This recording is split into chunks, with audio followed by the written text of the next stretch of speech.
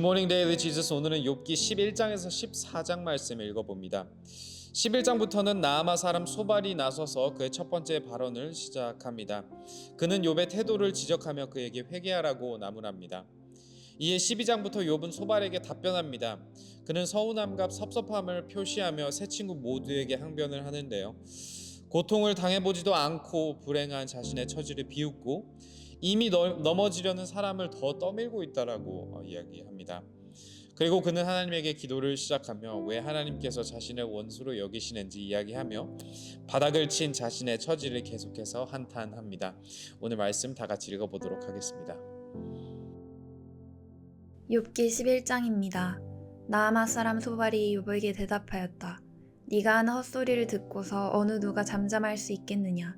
말이면 다 말인 줄 아느냐? 네가 혼자서 큰 소리로 떠든다고 해서 우리가 대답도 하지 못할 것이라고 생각하느냐? 네가 우리를 비웃는데도 너를 책망할 사람이 없을 줄 아느냐?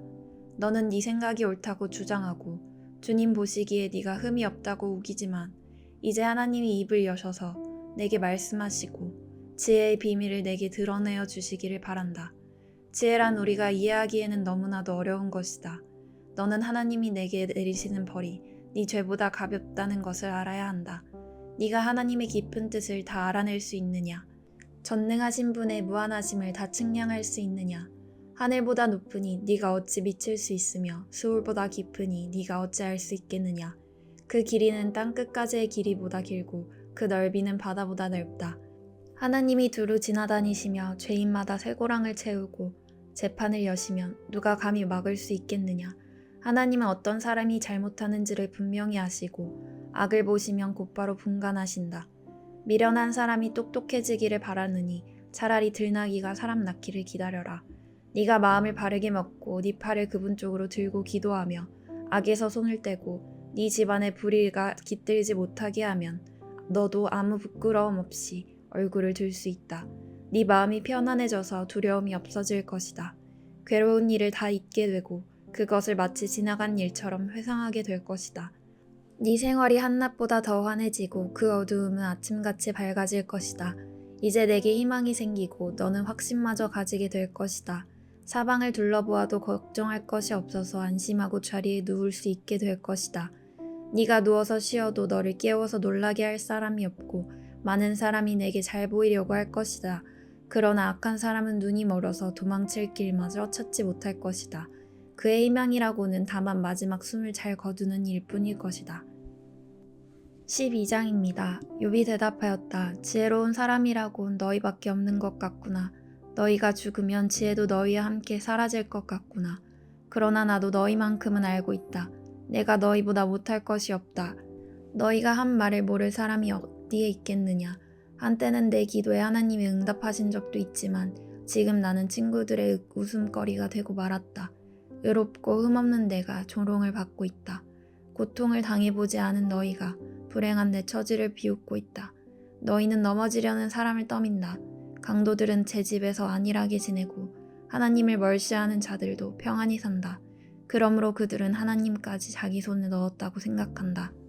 그러나 이제 짐승들에게 물어보아라. 그것들이 가르쳐 줄 것이다. 공중의 새들에게 물어보아라. 그것들이 일러줄 것이다. 땅에게 물어보아라. 땅이 가르쳐 줄 것이다. 바다의 고기들도 일러줄 것이다. 주님께서 손수 이렇게 하신 것을 이것들 가운데서 그 무엇이 모르겠느냐. 모든 생물의 생명이 하나님의 손 안에 있고 사람의 목숨 또한 모두 그분의 능력 안에 있지 않느냐. 귀가 말을 알아듣지 못하겠느냐. 혀가 음식 맛을 알지 못하겠느냐. 노인에게 지혜가 있느냐. 오래 산 사람이 이해력이 깊으냐. 그러나 지혜와 권능은 본래 하나님의 것이며 슬기와 이해력도 그분의 것이다.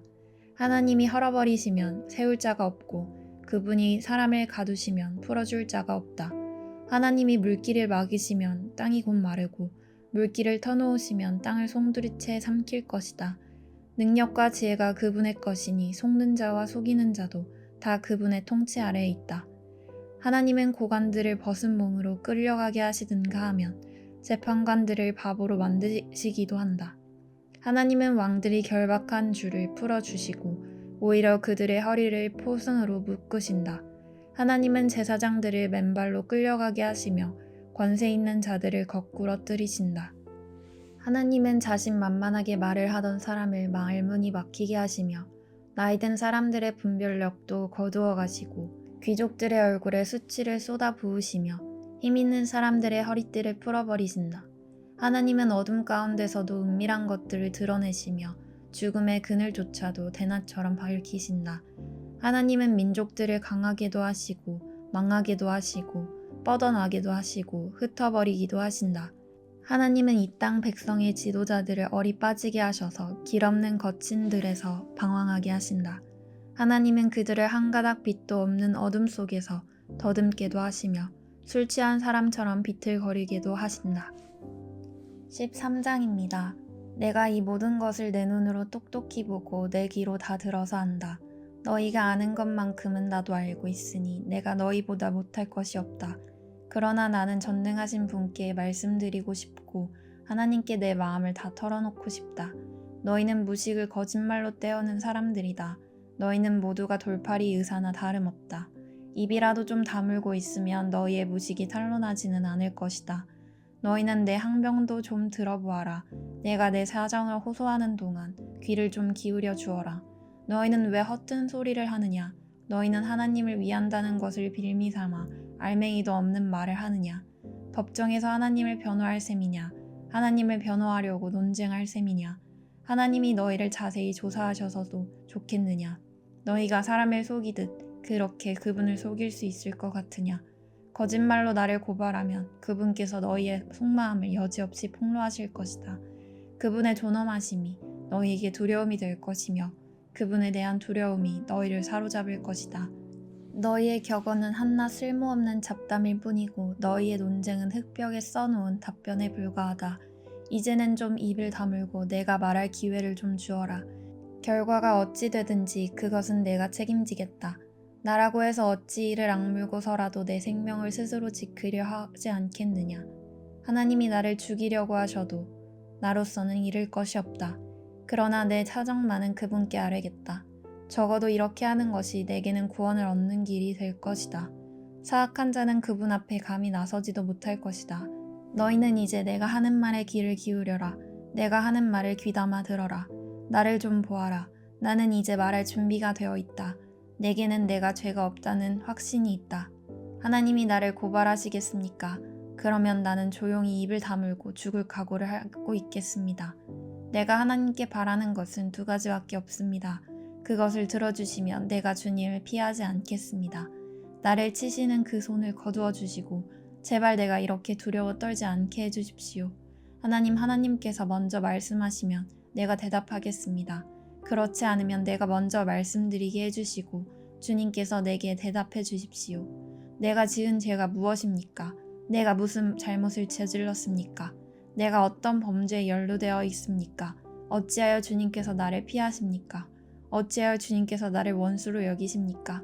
주님께서는 줄곧 나를 위협하시렵니까? 나는 바람에 날리는 나뭇잎 같을 뿐입니다. 주님께서는 지금 마른 지푸라기 같은 나를 공격하고 계십니다. 주님께서는 지금 내가 어릴 때 한 일까지도 다 들추어내시면서 나를 고발하십니다.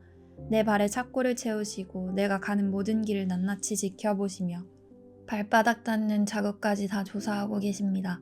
그래서 저는 썩은 물건과도 같고 좀먹은 의복과도 같습니다. 14장입니다. 여인에게서 태어난 사람은 그 사는 날이 짧은 데다가 그 생이마저 괴로움만으로 가득 차 있습니다. 피었다가 곧 시드는 꽃과 같이 그림자같이 사라져서 멈추어 서지를 못합니다. 주님께서는 이렇게 미미한 것을 눈여겨 살피시겠다는 겁니까? 더욱이 저와 같은 것을 심판대로 데리고 가셔서 심판하시겠다는 겁니까? 그 누가 불결한 것에서 정결한 것이 나오게 할 수 있겠습니까? 아무도 그렇게 할 수 없습니다. 인생이 살아갈 날수는 미리 정해져 있고 그 달수도 주님께서는 다 헤아리고 계십니다. 주님께서는 사람이 더 이상 넘어갈 수 없는 한계를 정하셨습니다. 그러므로 사람에게서 눈을 돌리셔서 그가 숨을 좀 돌리게 하시고 자기가 살 남은 시간을 품꾼만큼이라도 한번 마음껏 살게 해주십시오. 한 그루 나무에도 희망이 있습니다. 찍혀도 다시 um이 돋아나고 그 가지가 끊임없이 자라나고 비록 그 뿌리가 땅속에서 늙어서 그 그루터기가 흙에 묻혀 죽어도 물기운만 들어가면 다시 싹이 나며 새로 심은 듯이 가지를 뻗습니다. 그러나 아무리 힘센 사람이라도 한 번 죽으면 사라지게 되어 있고 숨을 거두면 그가 어디에 있는지도 모르게 됩니다. 물이 말라버린 강처럼 바닥이 드러난 호수처럼 사람도 죽습니다. 죽었다 하면 다시 일어나지 못합니다. 하늘이 없어지면 없어질까 죽은 사람이 눈을 뜨지는 못합니다. 차라리 나를 소울에 감추어 두실 수는 없으십니까? 주님의 진노가 가실 때까지만이라도 나를 숨겨주시고 기한을 정해두셨다가 뒷날에 다시 기억해 주실 수는 없습니까? 아무리 대장부라 하더라도 죽으면 그만입니다. 그러므로 나는 더 좋은 때를 기다리겠습니다. 이 고난의 때가 지나가기까지 기다리겠습니다. 그때 주님께서 나를 불러주시면 내가 대답하겠습니다. 주님께서도 순수 지으신 나를 보시고 기뻐하실 것입니다. 그러므로 지금은 주님께서 내 모든 걸음걸음을 세고 계시지만 그때는 내 죄를 살피지 않으실 것입니다. 주님께서는 내 허물을 자루에 넣어 봉하시고 내 잘못을 덮어주실 것입니다. 산이 무너져 내리고 큰 바위조차 제자리에 밀려나듯이 물이 바위를 굴려내고 폭우가 온 세상 먼지를 급류로 씻어내듯이 주님께서는 연약한 사람의 삶의 희망도 그렇게 끊으십니다. 주님께서 사람을 끝까지 억누르시면 창백하게 질린 얼굴로 주님 앞에서 쫓겨날 것입니다. 자손이 영광을 누려도 그는 알지 못하며 자손이 비천하게 되어도 그 소식 듣지 못합니다. 그는 다만 제 몸 아픈 것만을 느끼고 제 슬픔만을 알 뿐입니다. 아멘. 적용 질문입니다. 소발은 하나님의 지혜는 무한하다고 합니다. 나도 그렇게 믿고 있나요? 이해되지 않는 상황 또한 하나님의 지혜 아래 있다고 믿고 있나요? 욥은 고난 가운데 전능하신 분께 말씀을 드리고 마음을 털어놓고 싶다고 이야기합니다. 나는 하나님에게 마음을 털어놓고 있나요? 내 앞에 하나님이 보인다면 어떤 마음을 털어놓고 싶으신가요? 마지막으로 오늘 말씀을 통해 하나님에 대해 무엇을 배우셨나요? 또한 나에게 원하시는 결단과 회개는 무엇인가요? 이 시간 다 같이 기도하겠습니다.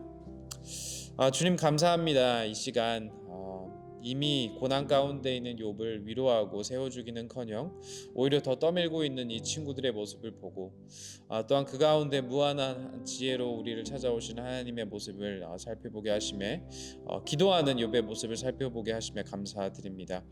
주님, 우리가 이 세 친구와는 다르게 우리 주위에 넘어지고 있는 자들이 있다면 그들을 일으켜 세우는 긍휼히 여기는 그런 자들이 되기를 소망합니다. 우리를 긍휼히 여겨주신 예수님의 모습을 항상 기억하며 우리 주위 사람들을 사랑으로 품는 우리 모두 될 수 있도록 주님 인도하여 주세요. 이 모든 것 예수님의 이름으로 기도하였습니다. 아멘. 넘어져 있던 우리를 먼저 찾아와 주신 예수님의 긍휼하심을 기억하며 의지하며 나아간 우리 모두 되길 소망합니다. Embrace Jesus, embrace people.